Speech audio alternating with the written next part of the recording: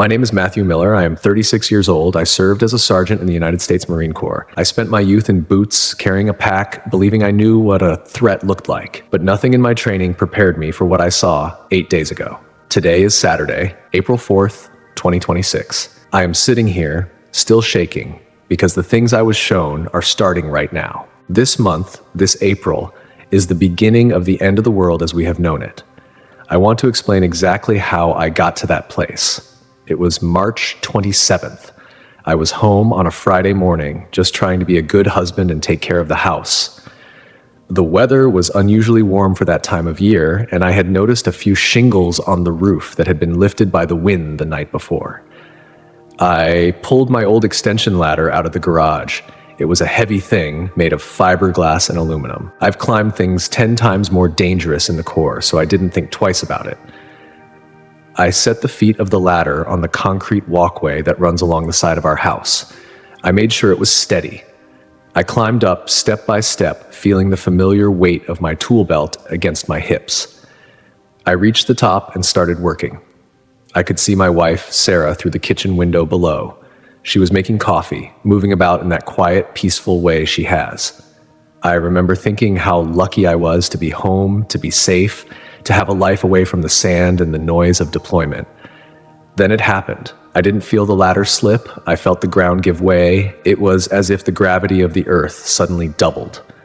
The feet of the ladder kicked out, and there was nothing for me to grab onto but the air. I remember the blue of the sky spinning. I remember the terrifying realization that I was going to hit the concrete. The impact was a sound more than a feeling. It was a wet, heavy thud. I felt my breath leave my body in a single violent rush. For a second, there was a white-hot flash of agony in the back of my head, and then the world went quiet. I could see Sarah running out the door. I could see her mouth moving, her face twisted in a scream, but I couldn't hear her. I was looking at her from about 10 feet above the ground. I saw my own body lying there, twisted, with blood starting to pool on the gray concrete. I felt a strange sense of calm. I wasn't afraid. I felt lighter than I'd ever felt in my life. I watched as two neighbors, a man named Joshua and a woman named Ashley, ran over to help. I saw them trying to find a pulse. I saw the ambulance pull up and the paramedics, Christopher and Jessica, working frantically on me. But I was moving away. I wasn't traveling through a tunnel. I was simply becoming aware of a different reality. The neighborhood faded away like a mist under the morning sun. I found myself standing in a place that didn't have a floor or a ceiling. It was made of light that felt like it had substance. It wasn't bright in a way that hurt my eyes. It was bright in a way that made me feel like I could finally see. And that is when I saw him. He was standing a few yards away from me. He didn't look like the paintings I had seen in Sunday school. He didn't look like a stranger. He looked like the person I'd been waiting for my entire life without knowing it. He was wearing a simple robe, and his skin was the color of bronze that had been polished by the wind. When I looked into his eyes, I felt like he was reading every thought I had ever had, every secret I had ever kept. And yet, he didn't turn away. He smiled. It was the most beautiful thing I have ever seen. I fell to my knees because the weight of his goodness was so heavy I couldn't stand. I felt my heart breaking and being mended at the same time. I tried to speak, to apologize for the things I had done wrong in my life, but he reached out and touched my shoulder. His hand was warm, real, and strong. He said, "Matthew, do not be afraid. I have brought you here to show you what must be said. The world is changing and my people are sleeping. You must go back and tell them what you see." His voice didn't come from his mouth. It came from everywhere. It was like music that you feel in your bones. He didn't use complicated words. He spoke with a clarity that made everything else seem like a shadow. He stood me up, and as he did, the light around us shifted. He began to show me the first of many things. The first thing I saw was the great bridges of our country. I saw the massive steel structures that hold our cities together. I saw the George Washington Bridge, the bridges over the Mississippi, and the long spans that crossed the bays. They were filled with cars. It was April and the sun was shining, but there was a feeling of panic in the air. I saw people trying to leave the big cities. They were packed into their vehicles with their families and their belongings. They were looking for a way out, thinking that the water would protect them, or that the other side of the river was safer. Jesus looked at the bridges and his face grew solemn. He said, "Look at the arteries of the nation. They are being pinched shut." As I watched, I saw the metal begin to groan. It wasn't just an explosion or a bomb. It was as if the very foundations of the earth were shifting beneath the water. I saw the massive cables snap like threads. I saw the concrete crumble. Thousands of cars filled with fathers and mothers and children began to slide into the dark, churning water below. The bridges weren't just breaking, they were being pulled down. I saw people opening their car doors trying to swim, but the water was cold and violent. There was no one to save them because the bridges on either side had also failed. The cities became islands of fire, and the bridges became dead ends. Jesus told me, "Tell them, do not be on the bridges when the movement begins. Do not think that the way out is over the water. When the earth trembles in April, the bridges will become traps for those who rely on the strength of man's hands." I felt a deep sorrow in my chest watching those families disappear. I thought of my own wife, my own neighbors. I wanted to reach out and stop the cars, but I couldn't. The vision shifted then. The water and the broken steel disappeared, and I was looking at the skyline of a massive city. It looked like New York or Chicago, a place where the buildings are so tall they seem to touch the clouds. They were beautiful, made of shining glass and polished stone. They were symbols of how much money and power we have. But as I looked, I noticed something strange. The air around the buildings began to vibrate. It wasn't a sound you could hear, but a frequency you could feel. It was a deep, low thrumming that made my teeth ache. I saw the glass start to ripple. Then, all at once, in a million different windows, the glass shattered. It didn't fall inward. It exploded outward. I saw a rain of glass, millions of sharp, jagged pieces, falling down onto the streets below. The people on the sidewalks had no chance. They were being cut down by the very beauty they had built. Then the buildings themselves began to sway. These skyscrapers were designed to move with the wind, but they weren't designed for this. I saw the internal structures, the steel beams and the concrete cores beginning to snap. I saw people on the high floors looking out through the holes where the windows used to be. They were trapped, the elevators were dead, the stairwells were choked with smoke and debris. They were 50, 60, 80 stories in the air, watching the world below them turn into a graveyard. Jesus called these places the glass tombs. He showed me that when the power fails and the earth begins to shake this month, these tall towers will become the most dangerous places on earth. He said, "The higher they have climbed in their pride, the further they will have to fall. Do not seek refuge in the towers of the merchants. Stay close to the ground where the earth can hold you." I saw the buildings begin to lean, one into another, creating a domino effect of destruction that leveled entire districts in a matter of minutes. The dust rose up and covered the sun until it was dark as night in the middle of the afternoon. The vision changed again, and I was looking at the hospitals and the medical centers. I saw the long hallways and the bright fluorescent lights. I saw the doctors and the nurses, people like Brandon and Kimberly, working hard to take care of the sick. But then I saw the lights flicker and die. I saw the machines that breathe for people stop. I saw the monitors go dark. I saw the pharmacies. The shelves were empty. People were banging on the doors, screaming for medicine for their children, for insulin, for heart pills, for things they needed just to live another day. But there was nothing left. The trucks had stopped moving because the bridges were gone and the roads were blocked. The hospitals, which were supposed to be places of healing, became places of quiet desperation. I saw the rooms filling up. There weren't enough beds, so people were lying in the hallways on the cold tile floors. I saw the staff trying their best, but they were exhausted and afraid.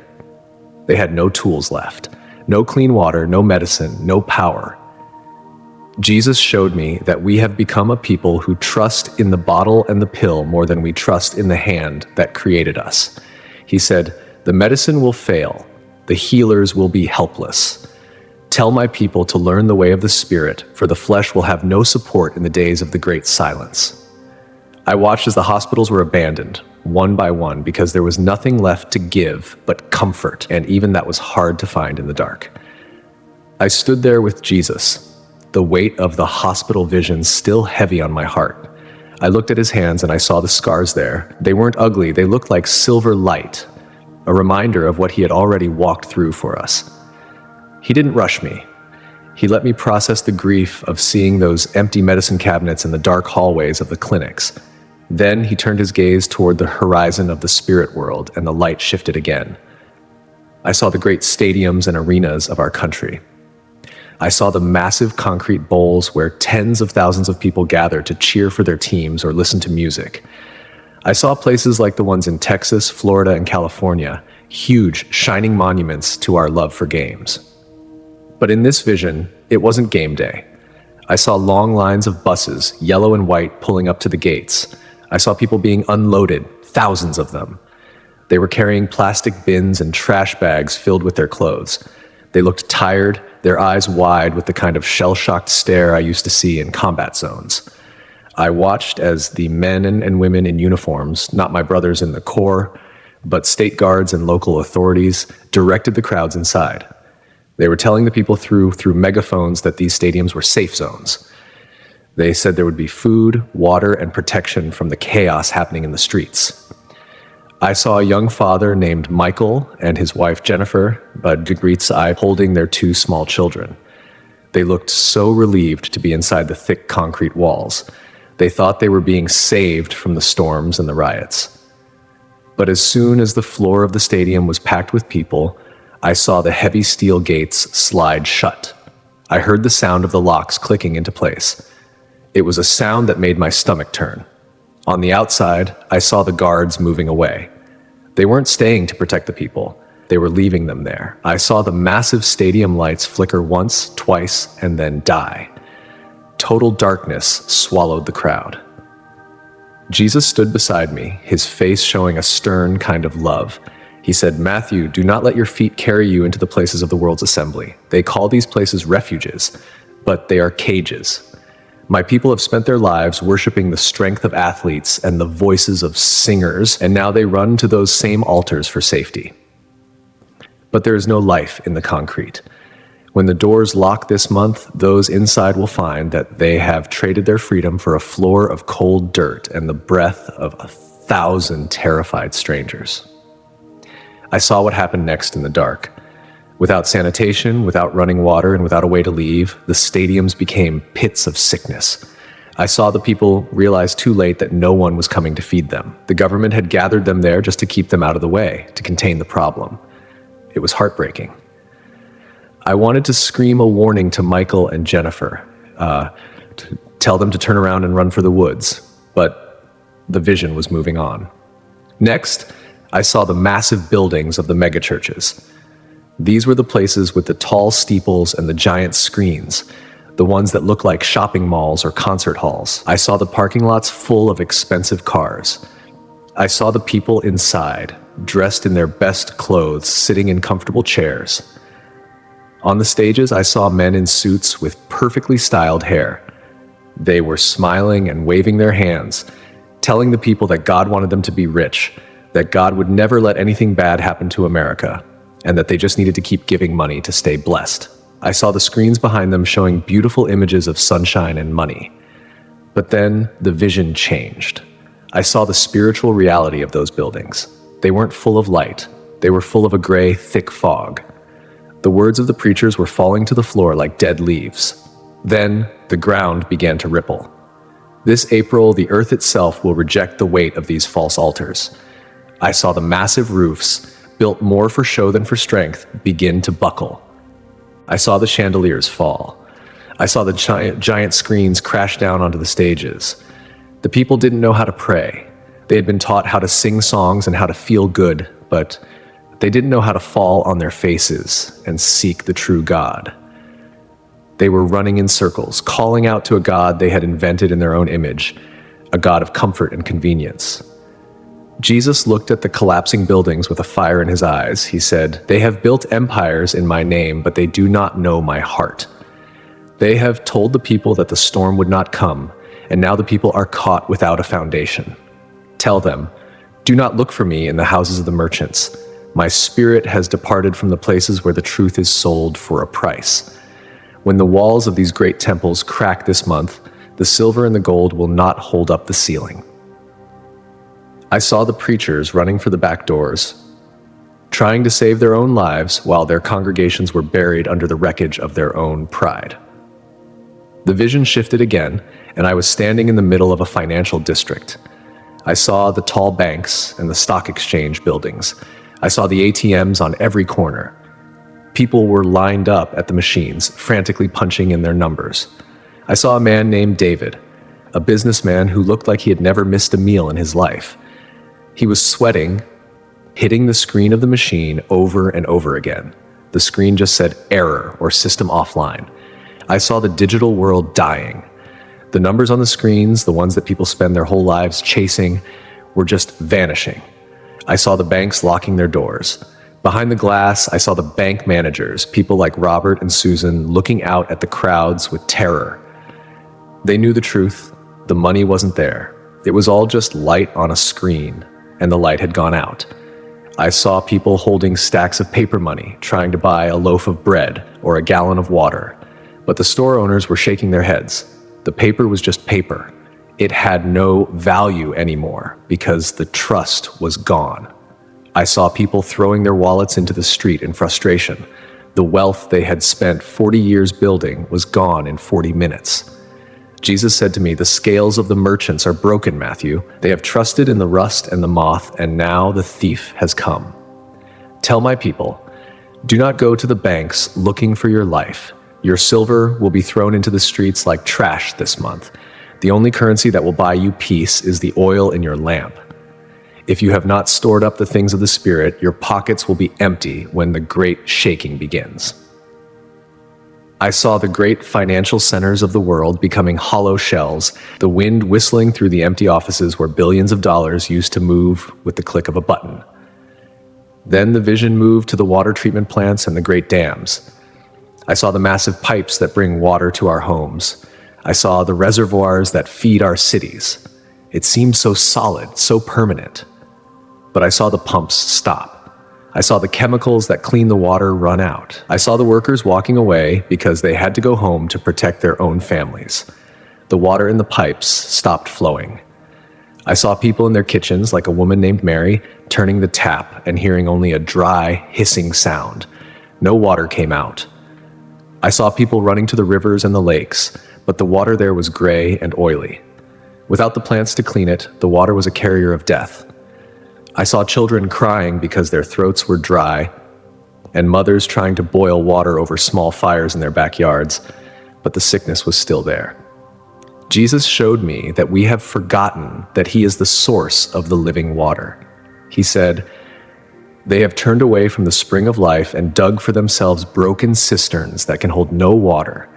This month, the fountains of the earth will dry up for those who do not know how to ask me for the rain.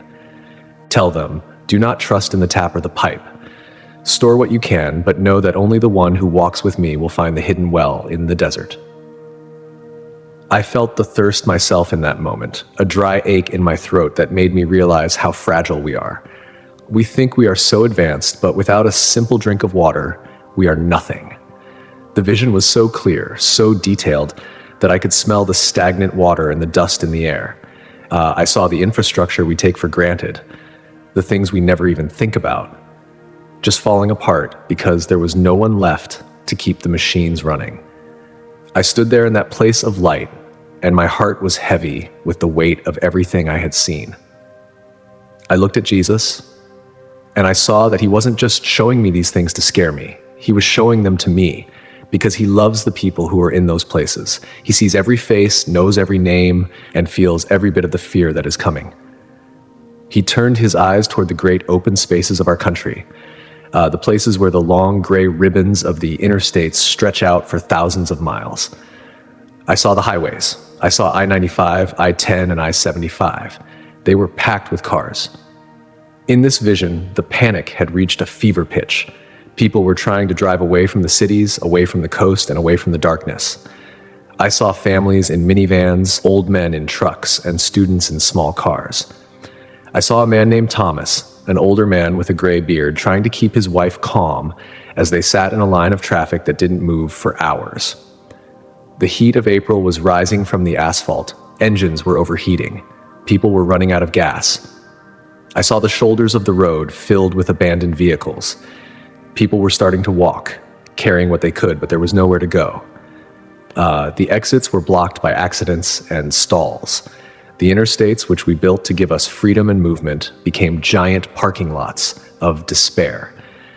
Jesus said to me, "Matthew, tell them that the road to safety is not found on a map. They think they can outrun the shadow, but the shadow is already ahead of them.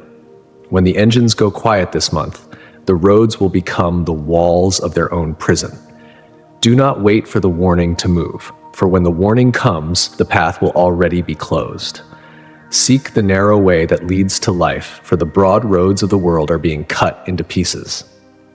I saw the bridges at the end of these highways falling and the tunnels collapsing, leaving millions of people stranded in the middle of nowhere with no food, no shade, and no hope.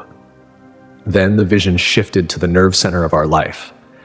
I saw the power substations. I saw the humming transformers and the tangled webs of high-voltage wires that crisscrossed the land. I saw the control rooms where people like Kevin and Sarah sat in front of glowing screens trying to manage the flow of electricity. But then I saw a pulse of light from the sky. It wasn't a bomb. It was something else, a wave of energy that seemed to melt the very heart of the machines. I saw the transformers explode in showers of blue and orange sparks. I saw the wires whip through the air like dying snakes. In a single moment, the hum of the nation stopped. I saw the cities go dark. I saw the refrigerators stop cooling. I saw the pumps that bring water and the heaters that keep people warm just quit. This was the great blackout. Without the grid, the world became a very small, very dark place. I saw people in their homes suddenly plunged into a silence they didn't know how to handle. They reached for their phones, but the towers were dead. They reached for the light switches, but nothing happened. The machines that we have used as a substitute for God's light were gone. Jesus looked at the darkened map of the country and said, "The light of the world is not carried in a wire. They have traded the sun for a bulb, and now the bulb is broken. Tell my people, when the darkness falls this April, do not be afraid of the shadows outside, but look to the lamp within. If you have not found my light in the quiet times, you will not find your way in the night that is coming. The grid will not be rebuilt. The age of the machine is ending, and the age of the spirit is at hand." I saw the darkness spreading like ink over the hills and valleys, until the only lights left were the small flickering candles of those who had prepared their hearts. The final physical location appeared before us. I saw the airports. I saw the massive terminals of O'Hare, LAX, and Hartsfield-Jackson. They were overflowing with humanity. It was a scene of total chaos. People were screaming at ticket agents, fighting over seats on the last planes out. I saw a woman named Linda holding her young daughter's hand so tight her knuckles were white. They were trying to get to a plane that would take them to another country, anywhere but here. But as I watched, I saw the sky turn a strange, bruised color. I saw the planes on the runways stop moving. The pilots, men like Captain Robert and First Officer Stephen, were looking at their instruments in confusion. The navigation systems were dead. The radios were silent. Then I saw the first of the attacks. Missiles and drones came out of the clouds, targeting the hangars and the fuel depots. I saw the massive explosions rip through the terminals. I saw the glass from the giant windows turn into a storm of blades. The planes, filled with people hoping for escape, became infernos of jet fuel and fire. There was no way out. The airports were the ultimate trap. They were the places where people went to find wings, but they found only fire. Jesus looked at the burning ruins of the airports, and his voice was like a trumpet. He said, "There is no flight from the hand of God. They thought they could fly above the judgment, but the heavens are mine. Tell them, do not go to the airports. Do not think that another land will be safer, for the whole earth is being shaken. The wings of man are made of wax, and they are melting in the heat of this April. Stay where you are. Stand your ground. Trust in the one who walks on the wings of the wind." I saw the runways cracked and broken, and the beautiful planes turned into charred skeletons of metal, and I knew that no one was leaving. The borders were sealed by fire. The visions of the world faded away then. The fire and the darkness and the broken bridges were gone. I was back in that place of pure light, standing with Jesus. I felt exhausted, as if I had lived 100 lives in a few minutes. I looked at him, and I knew that he was sending me back. I didn't want to go. I wanted to stay in the peace and the love that was coming from him. But he had given me a job to do. He looked at me one last time, and then he pointed to something behind me. I turned around, and I saw a being I hadn't noticed before. It was an angel, but it wasn't like the ones in the books. This angel was massive, towering over me. He was wearing armor that looked like it had been through 1,000 wars. It was dented, scratched, and scorched, but it was incredibly strong. The angel was holding a flag, the American flag. It was the flag I had served under, the flag I had carried in my heart for 36 years. The angel looked at me with eyes that were both fierce and kind. He wasn't there to destroy, he was there to defend. He was the guardian of the remnant, the one who would stand with the soldiers of the Spirit when the world fell apart. Jesus nodded, and I understood that even in the middle of the fire, we wouldn't be alone. The vision of the angel was the last thing I saw before I felt the crushing weight of my body again. I felt the cold concrete under my back. I felt the blood, I felt the pain, but I also felt the truth burning inside me like coal. I opened my eyes to see the paramedics leaning over me. I saw the tears on Sarah's face. I knew that my life would never be the same. I had been given a message, and I have to deliver it. I am not a preacher, and I am not a politician. I am just a man who saw the truth. The angel with the American flag was fighting for the soul of this nation. He is looking for soldiers, not soldiers with guns, soldiers with prayer, soldiers who will refuse to take the mark, soldiers who will serve God no matter what happens, soldiers who will warn others and help others turn away from the deception, soldiers who will stand firm when everything around them is falling apart. That is the message. That is the warning. That is the call. God bless you. God bless America.